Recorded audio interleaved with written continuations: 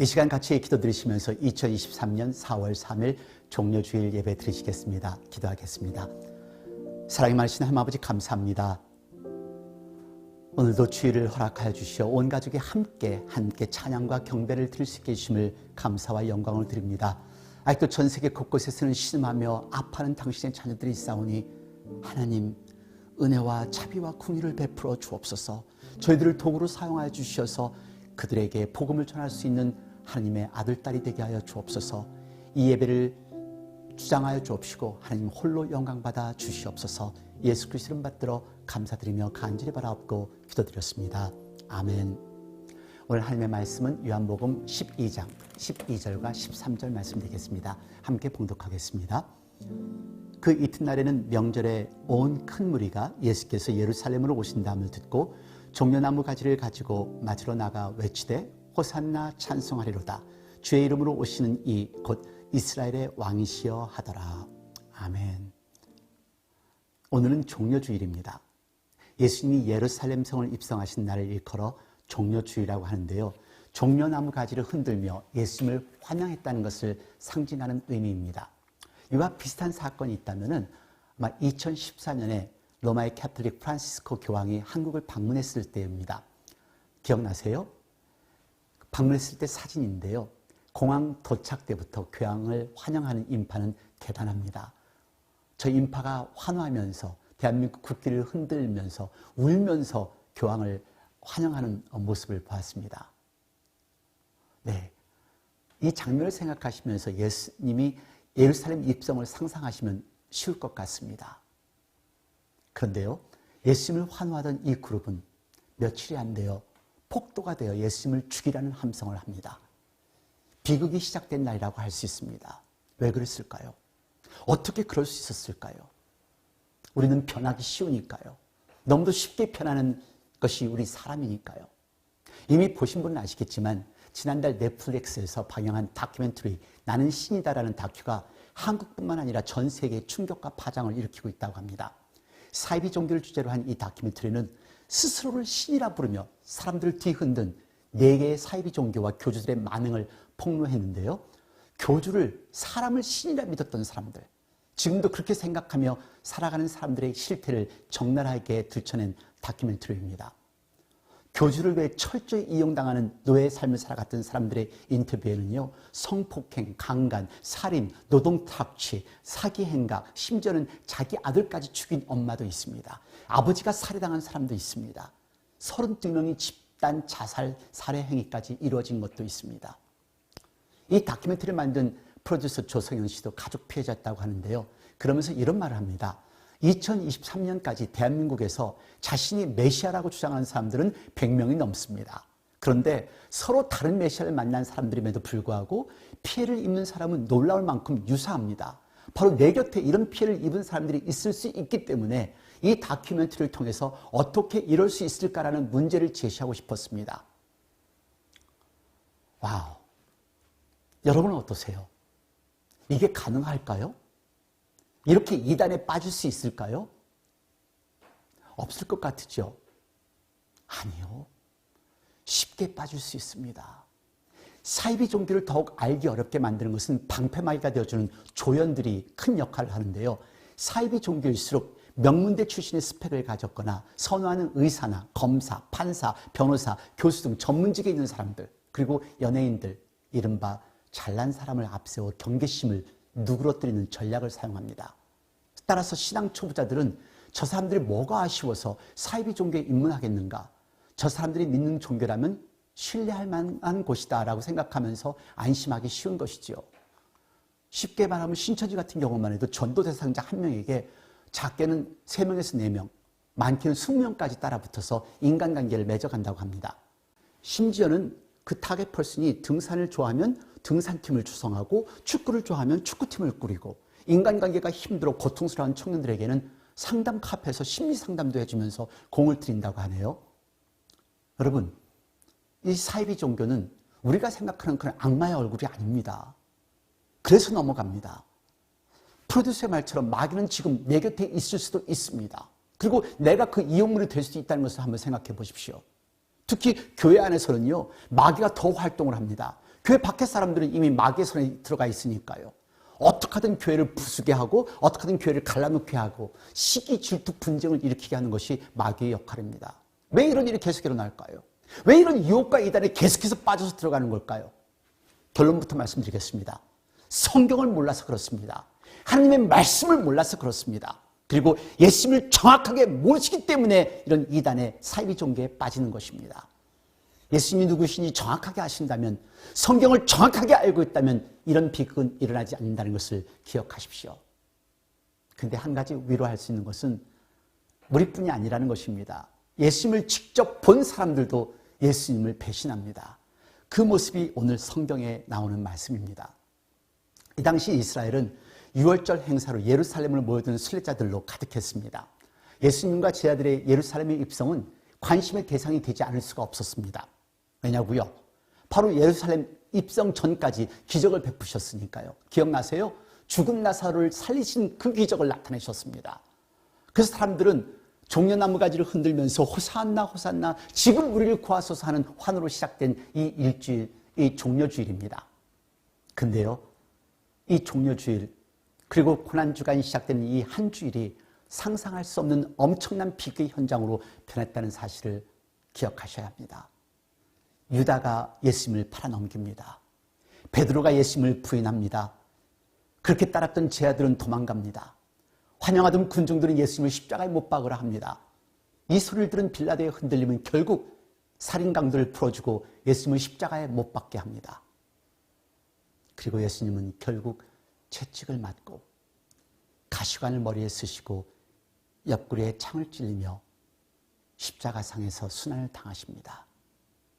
환호로 시작된 종려주일, 예수님이 못 박히시며 마지막 피 한 방울까지 흘려야 하는 비극적인 순환일로 변하는 것입니다. 어떻게 이렇게 되었을까요? 왜 이런 일이 일어났을까요? 교회에 나와서 하나님께 기도를 하며 찬양을 하면서도 아직도 하나님이 누구인지를 알지 못하며 예수님을 이야기하면 구원받은 신앙인으로 된 것처럼 착각하며 예수님을 두 번 모치라는 폭도의 모습으로 살아가는 사람도 있습니다. 오늘 나도 또 여러분도 예수님을 버릴 수 있다는 것을 한번 생각해 보십시오. 우리도 예수님을 십자가에 두 번 모치라는 폭도로 변할 수 있기에 오늘 본문의 말씀은 중요합니다. 말씀드린 것처럼 예루살렘 성에는 많은 사람들이 모였습니다. 근데 이 많은 사람들 중에 그룹을 네 그룹으로 생각을 해보았습니다. 첫 번째, 로마 사람들입니다. 이 당시 이스라엘은 로마의 식민지였습니다. 로마 사람들이 정치를 하고 로마 사람들이 관리를 했습니다. 특별히 군인들이 많이 있었을 것이라는 생각이 드는데요. 그 이유는요, 유대인의 명절이기 때문에 혹시 그들이 대무라도 일으킬까 봐 더 많은 군인들도 배치되었을 것이라는 생각이 듭니다. 과연 이들은 예수님의 모습을 보고 무엇을 생각하고 무엇을 느꼈을까요? 여러분 생각해 보세요. 로마의 장군들은 전쟁에서 이기면 백마가 이끄는 금빛 나는 마차를 타고 개선 장군처럼 들어서는 모습들을 지금까지 보았을 텐데요. 유대인의 왕이라 부르는 예수님께서 나귀를 타고 들어오는 그 모습을 보고 어떤 생각을 가졌을까요? 당연히 비웃었겠죠. 당연히 조소했겠지요. 네, 첫 번째 로마 사람들입니다. 그리고 두 번째 사람들은 그곳에 있던 유대인들입니다. 오늘 본문 12장 9절 말씀 보시겠습니다. 유대인의 큰 무리가 예수께서 여기 계신 줄을 알고 오니 이는 예수만 위함이 아니요 죽은 자 가운데서 살리신 나사로도 보려 함이로라. 여기에 모인 유대인들은 죽은 나사로가 살아나는 것을 들은 사람들입니다. 신기하기도 하고 그 죽은 사람을 살린 주인공도 보고 싶었겠죠. 군중 심리로 모여든 사람들이었습니다. 예수님이 왕이고 구세주라는 사실과는 전혀 상관없는 사람들이었을 것입니다. 오늘 본문 12장 18절 말씀 보시기를 바랍니다. 이에 무리가 예수를 맞으면 이 표적 행하심을 들었음이러라. 그렇지요. 보러 온 겁니다. 구경하러 온 겁니다. 여러분, 예수님이 없어도 사람들은 교회를 옵니다. 하나님이 없어도 사람들은 교회에 옵니다. 교회에 구경하러 오신 분들이 있습니다. 오케스트라가 좋다더라. 성가대 음악이 좋다더라. 그냥 아이들을 가르치기 위해서 다 좋습니다. 하지만 정확하게 예수님을 아시기를 바랍니다. 예수님은 나의 죄를 위하여 십자가에 못 박히신 분이십니다. 나에게 구원을 주시기 위하여 희생하신 하나님의 아들이라는 것을 믿으셔야 합니다. 이 예수님을 영접하셔야, 그래야 복도로 변하지 않습니다. 세 번째 그룹은 바리새인들입니다. 오늘 본문 19절 말씀 봉독하겠습니다. 바리새인들이 서로 말하되 볼지어다 너의 하는 일이 쓸데없다. 보라 온 세상이 저를 쫓는도다 하니라. 바리새인들은 형식적이고 위선적인 사람이라는 것을 우리는 잘 알고 있습니다. 이 사람들은 하나님을 아는 사람들이었습니다. 하지만 하나님을 신뢰하지 못하고 하나님께 순종하지 못하는 사람들이었습니다. 세상에서 권력, 명예, 출세를 위해서는 무엇인가라도 할 수 있는 그런 사람들이었습니다. 예수님이 찬양을 받으니까 이들의 정치적인 계략이 사라지는 것이 두려운 사람들이었겠죠. 물론 이런 사람들은 사회만 있는 것이 아닙니다. 교회 내에도 있습니다. 하나님을 부르면서도, 기도를 하면서도, 찬양을 하면서도 당짓고 모함하는 것이 아무것도 아닌 것이라고 생각하는 사람들이 있다는 것입니다. 그러한 사람들은 예수님을 2번 못 박을 수 있는 사람들입니다. 세상 영광을 원하는 사람들이었기 때문에 그렇습니다. 예수님을 모르는 사람들입니다. 로마 사람들이 있었고요, 유대 사람들이 있었고요, 바리새인들이 있었고요, 네 번째는 헬라 사람들입니다. 오늘 12장 20절과 21절 말씀 같이 보시겠습니다. 명절에 예배하러 올라온 사람 중에 헬라인 몇이 있는데 저희가 갈릴리 벳세다 사람 빌립에게 가서 청하여 가로되 선생이여 우리가 예수를 배웁고자 하나이다 하니. 명절에 예배하러 온 사람들입니다. 예수님 뵙기를 원합니다. 유월절을 맞이하여 예배 드리러 온 사람들도 있었습니다. 유대인이 아닌 이방인이라 불리우는 헬라인이었지만 이들은 예수님 뵙기를 원했습니다. 아마 지금 예배를 드리는 저와 여러분의 모습이지 않을까 싶습니다.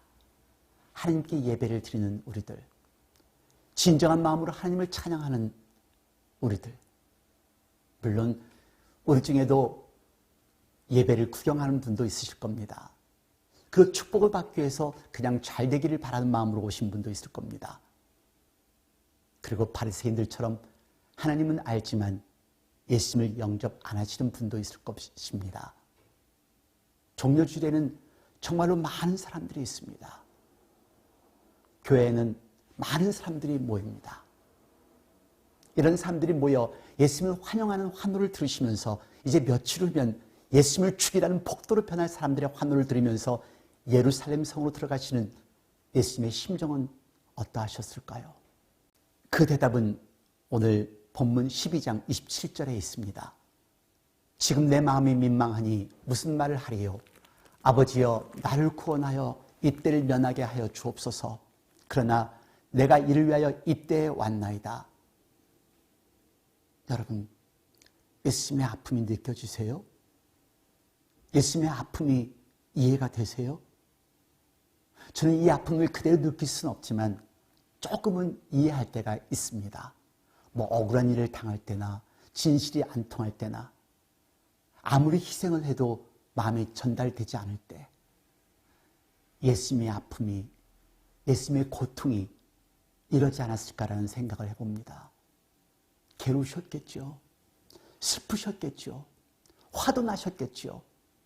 그 죽음과 희생을 마다하지 않으시고 예루살렘 성으로 예수님은 들어오신 것입니다. 여러분, 예수님이 당신과 나를 위해 십자가에 못 박으신 것을 믿으시나요? 그래서 내 죄가 용서받고 그래서 내가 천국 백성이 된 것을 믿으시나요? 그 예수님을 내 생의 주님으로 영접하셨나요? 예수님의 핏방울은 나의 죄로 인함이요 예수님의 희생은 나의 허물 때문이었음을 기억하시기를 바랍니다. 예수님의 핏방울이 나를 살리신 것을 기억하십시오.